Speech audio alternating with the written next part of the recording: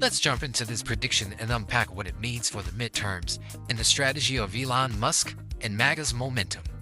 And also a big shout out to the Election Time channel for a job well done. In this video, I'll be sharing with you guys my updated 2026 Senate map prediction. We've seen a ton of changes over the last few months, with new candidates entering the races and other incumbents choosing not to run for re-election and instead retire. Looking at the map of incumbents, we see that there are now 7 incumbent senators that are choosing not to run in 2026. 4 of them Democrats, 3 of them Republicans. The big one is, of course, Thom Tillis from North Carolina. He narrowly won in 2020 and has chosen not to seek a third term in 2026. And in all likelihood, this is very good news for Republicans because now they'll be able to put up a much stronger candidate. And just to provide a little bit of context, going into these midterms, the GOP is sitting on a 53-seat majority, Democrats at 47, after they lost West Virginia, Ohio, Montana, and Pennsylvania back in 2024. They even almost lost in Wisconsin and Michigan, 2 states Republicans had basically no chance of winning. If you looked at the betting markets, and even if you looked at the polls, the GOP was behind by 5-10 points in both of these races, but ultimately the 2 candidates, Mike Rogers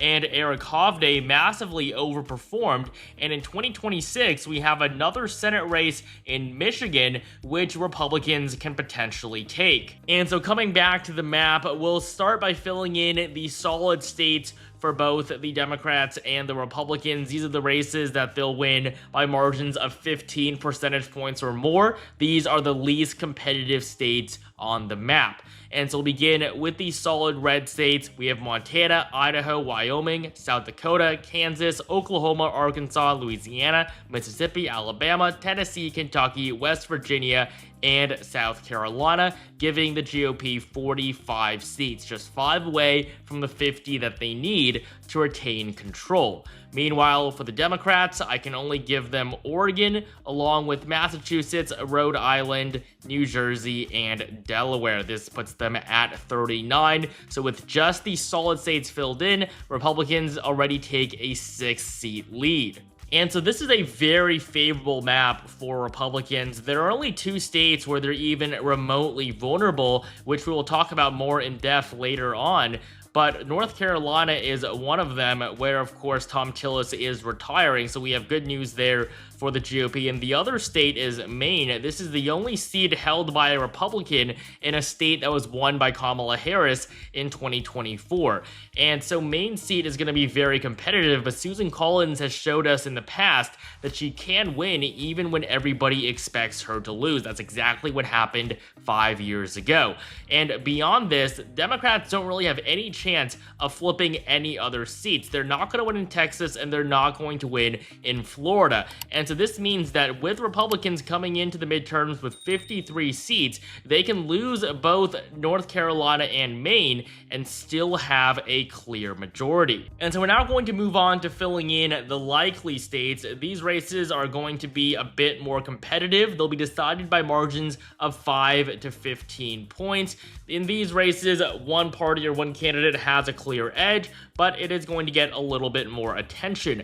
And the first race I want to talk about is Nebraska, where Dan Osborne has recently announced his candidacy to run against the incumbent Republican, Pete Ricketts. Now, Pete Ricketts was appointed in 2023 to replace Ben Sasse. He hasn't officially won the Republican nomination yet, but he will, by all accounts, become the nominee. So he'll be running for his first full 6-year term. Now, Dan Osborne is an independent, and he is likely to win the support and the endorsement of the Democratic Party in Nebraska, because in 2024, Dan Osborne was endorsed by the Democrats, and he ran against Republican incumbent Deb Fischer. Fischer won the race by less than 7 points. This is a pretty abysmal margin for Republicans in Nebraska, and so Dan Osborne will pose a relatively strong challenge to Pete Ricketts next November, but 2026 is a midterm year. Dan Osborne is likely to gain more momentum in a big election year like 2024. I expect him to do better than any Democrat could. However, I don't expect him to win. Nebraska will be in the likely GOP category. Next up in Iowa, we still don't know whether or not Republican incumbent Joni Ernst will be running for a third term. She isn't very popular with Trump's base. If the president decides to endorse a different candidate in the primary, they would almost certainly beat her. But no matter who it is that the GOP nominates here in Iowa, Democrats are not going to flip this seat. It is going to be a Republican that comes out on top. The state is simply too conservative at this point. Iowa is also going to be likely red. Next up, we have John Husted running for his first full term in Ohio. He came into office in January when J.D. Vance became the vice president. He was appointed by Governor Mike DeWine. He is going to be nominated by the Republican Party, and on the Democratic side, there's really nobody that can challenge him. Even Sherrod Brown, the former U.S. Senator that lost re-election in 2024, he is not going to defeat John Husted here, and nor is Tim Ryan, who chose not to run for this seat already. And really, Tim Ryan and Sherrod Brown were the only hope Democrats had. Without either of them in the race, John Husted is going to easily win his first full term in the upper chamber of Congress. The Buckeye State will also be likely Republican. Coming down to the South, we have John Cornyn running for re-election. He won a fourth term in 2020. Now he's running for a fifth, but he is facing a strong primary challenge from Texas Attorney General Ken Paxton. Now, Ken Paxton has had marriage issues over the last few weeks that have become very public. And so we've seen another big change here where in the past it was thought that Ken Paxton would easily defeat John Cornyn in a Republican primary, but now the odds of that are significantly lower. Ken Paxton is not the best candidate for this seat. John Cornyn would perform better. New polling after the whole divorce affair will show John Cornyn in a better position, but that doesn't mean that he's in the clear. We do have other candidates that are potentially interested. One of them is Wesley Hunt, who also polls a not insignificant amount compared to Paxton and Cornyn. However, ultimately, this is Texas. This is one of the most Republican states in the country. It is going to be likely for the GOP. No Democrat is winning here. And then in Florida, there isn't really much to talk about here. Ashley Moody is going to win her first full term. Now, just like Husted, she was appointed following the resignation of Marco Rubio, who went on to become Trump's Secretary of State. And so Moody isn't facing any significant challenges from her fellow Republicans in the Sunshine State. Democrats are not going to win here. I mean, Marco Rubio won by a solid margin 4 years ago. Ashley Moody is going to win by just under 15 points. It's still going to be a pretty solid victory. And then finally in Alaska, Dan Sullivan is going to be reelected to a third term. He's been serving since 2014. We might see a Democrat, might see an independent here. It may even be Mary Peltola, the former representative who served Alaska's at-large district, but she lost her reelection in 2024. I mean, she's not invincible. She's not that popular of a candidate either. She certainly is not going to defeat the incumbent Republican Senator. Dan Sullivan is on track to winning re-election, and so the state is also going to be likely red. And so with all the likely seats as well as the solid ones filled in for the GOP, they are already at 51 seats. There's no doubt they are going to retain control of the upper chamber. Democrats will win a few more seats, though. We do have 4 likely Democratic races, starting off with Colorado and New Mexico. Both John Hickenlooper and Ben Ray Lujan will be reelected to a second term. And then in Illinois, incumbent Democrat Dick Durbin is retiring, but he will be replaced by another member of his own party. And finally, we have Virginia, where we don't know yet whether or not Mark Warner will be running for reelection. re-election. The incumbent Democrat has already served nearly 3 full terms. However, the issue for him here is that Glenn Youngkin may actually end up running for this seat. He is the current governor of the Commonwealth of Virginia. He was elected back in 2021, but he is term limited, so he cannot run again, which means that he'll have all of 2026 to campaign. And that is very bad news for the Democrats. Now, I'm not saying that Glenn Youngkin would be the favorite. However, he would have a very good chance if he ran against the incumbent Democrat. Now, if Mark Warner doesn't choose to run at all, that's even better news for Republicans. But so far, Mark Warner hasn't dropped out yet. I think there's a pretty good chance he will stay in the race.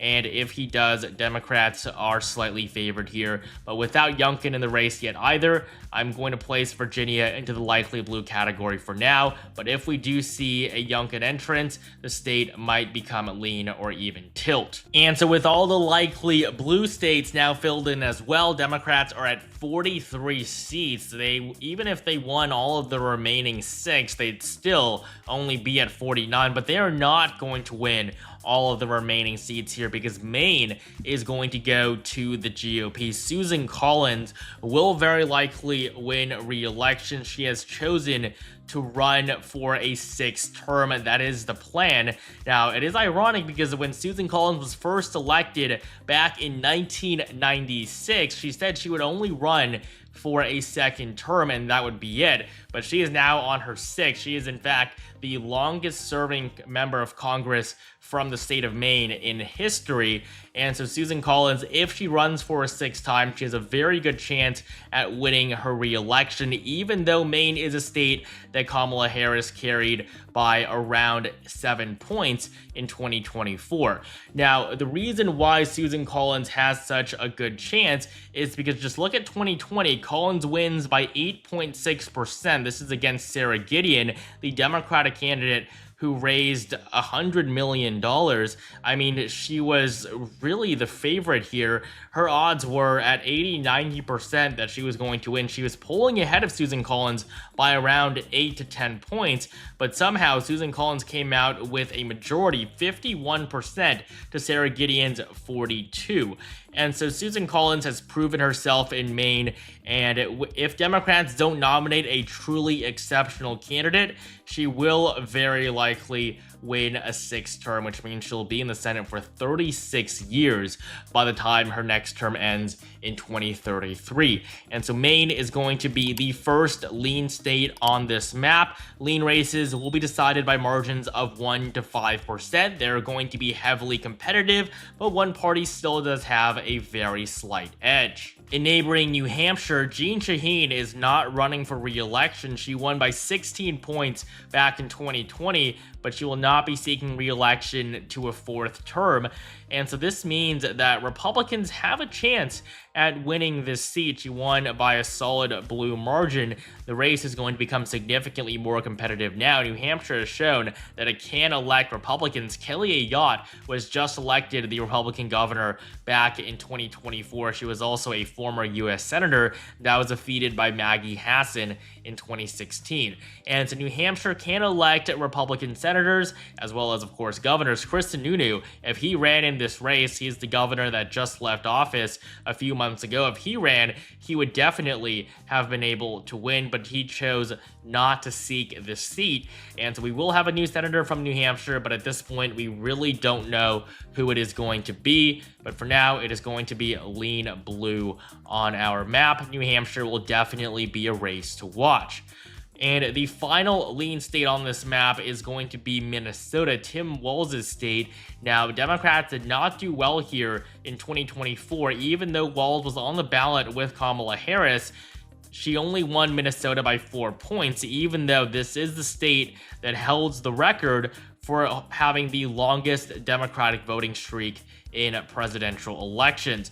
And so looking at 2026, the bad news for Democrats here is that incumbent Tina Smith will not be running for re-election. This is the first U.S. Senate election in Minnesota without an incumbent since 2006. And so Republicans have a difficult choice here to make, but their best candidate is going to be Royce White, who performed okay in 2024. He lost to Amy Klobuchar by 16 points. This may seem bad, but if you look at Klobuchar's margin in 2018, she won by 24. And then back in 2012, she won by 35. So relatively speaking, this 17-point loss is not too significant, but Royce White is going to perform significantly better if he is placed against a non-incumbent Democrat. And so Minnesota will also be relatively competitive here. It is going to be the final lean state on the map, which means with 3 seats remaining, Michigan, North Carolina, and Georgia, it's 52 for the Republicans,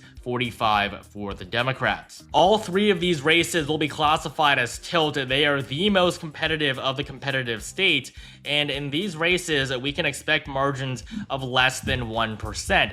And so starting up top in Michigan, we have a very interesting race where Gary Peters has chosen not to run for re-election. This is a big blow for the Democrats. He almost lost in 2020, so maybe his incumbency advantage wouldn't even have been that significant, but Democrats are now without a clear candidate. We do have some that have declared, but nobody that really stands out. On the Republican side, though, Mike Rogers is the clear favorite, and he should be the nominee if you're a Republican. If you want to win this seat as a member of the GOP, Mike Rogers should be your guy. He almost won in 2024, like I said at the very beginning of this video. He almost defeated Alyssa Slotkin, even though nobody thought he could win, and the national GOP barely gave him any money. Even under those circumstances, Mike Rogers came out just 0.3% behind the new Democratic senator. Now, if he runs again in 2026, he will have a very good chance at replacing Gary Peters and flipping the seat red. Michigan on my map at this point will be tilt for the Republicans. Down in the Tar Heel state, North Carolina is the most vulnerable Republican-held seat because it is held by Republican Tom Tillis, who is not popular at all. He almost lost in 2020. He basically would have lost if Cal Cunningham wasn't exposed for sexting somebody that wasn't his wife. His wife ended up divorcing him, and Cal Cunningham lost a race in which he was leading by a 10-point margin. I mean, it was a terrible month for the Democratic candidate here, but Tom Tillis somehow held on. Now, in 2026, he has chosen not to run for re-election. He wasn't going to win the nomination anyways, and Laura Trump is a potential candidate here. She is the favorite, especially if she actually chooses to run. Looking at polling, she actually defeats Tom Tillis. She's at 65%. Tom Tillis, when he was still in the race, was at 11.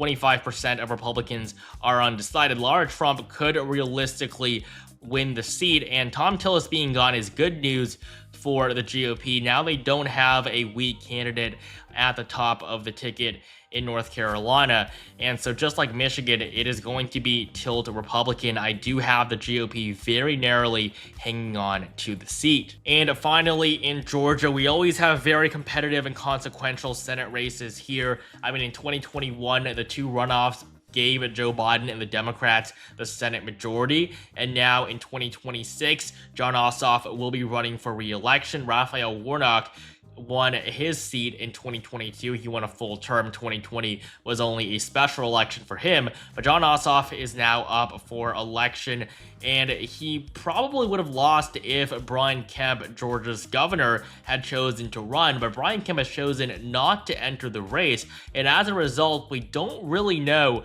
who the Republican candidate is going to be. Now, Jon Ossoff defeated David Perdue in the special election by just over 1%. Now, he did not win a plurality in the first round. David Perdue was 0.27% away from retaining his seat. I mean, his life would have been very different because he then went on to challenge Brian Kemp in the primary for governor in 2022 and got destroyed, even though he had Trump's endorsement. Jon Ossoff is a relatively strong candidate on the Democratic side, and I do expect him to win unless Republicans can nominate a really solid person to to be at the top, but so far we don't really see that, and we don't really know who Republicans will choose here either anyways. The incumbency advantage is likely to give Democrats the seat for another 6 years. Georgia is going to be the only tilt blue state on the map. And so this is my updated 2026 Senate map prediction. Republicans at 54 seats, Democrats at 46. It's going to be a competitive cycle, but Republicans are going into it from a very firm position. Thank you guys so much for watching. Make sure you like this video down below if you enjoyed it. Comment down below which party you think is going to win the majority and which races you're watching specifically. And of course, subscribe to the channel for more content just like this as we head into midterm season.